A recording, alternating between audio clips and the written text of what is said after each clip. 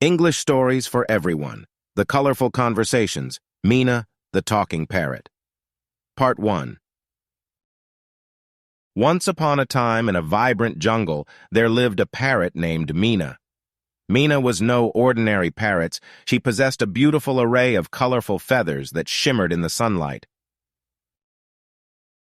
She was adored by all the creatures of the jungle for her lively nature and her ability to mimic human speech flawlessly. Mena had a special bond with the people who lived in a nearby village. Every day, she would fly to the village and perch on the windowsills, entertaining the children with her playful antics and amusing conversations. The villagers were enchanted by her ability to repeat their words and would often engage in delightful conversations with her.